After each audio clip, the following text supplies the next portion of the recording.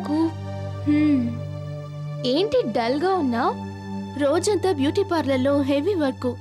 Marriage season కదా, రోజంతా పెళ్లి కూతుళ్ళకి మేకప్ చేయడమే సరిపోతుంది. నాకంటే ముందొచ్చేదానివి, నీకెందుకే లేట్ అయింది? క్లయింట్స్ ఫోన్ కాల్స్ ఈరోజు మరీ ఎక్కువగా ఉన్నాయి. లాస్ట్ ఫోన్ కాల్ మాత్రం నీకు సంబంధించింది. నాకా? చంటి ఫోన్ చేశాడా? అతను కాకపోతే ఇంకెవరు చేస్తారు? మ్యాటర్ ఏంటి? వాళ్ళ మమ్మీ నిన్ను మళ్ళీ చూడాలనుకుంటుందట. ఆల్రెడీ చూసిందిగా. కాబోయే కోడలివి కదా.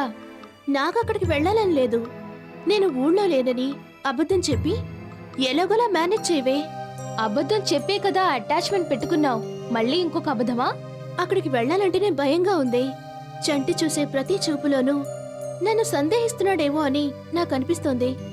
తప్పు చేసిన వాళ్ళకి ఎదుటి వాళ్ళు ఎలా చూసినా ఏం చేసినా అలాగే ఫీల్ అవుతూ ఉంటారు.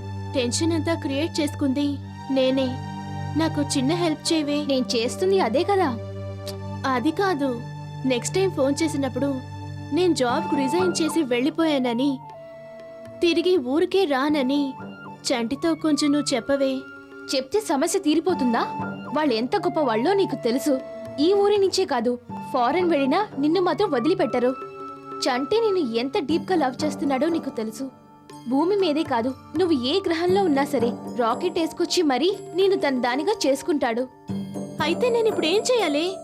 వాళ్ళింటికి వెళ్ళక తప్పదు. నేను మాత్రమేనా?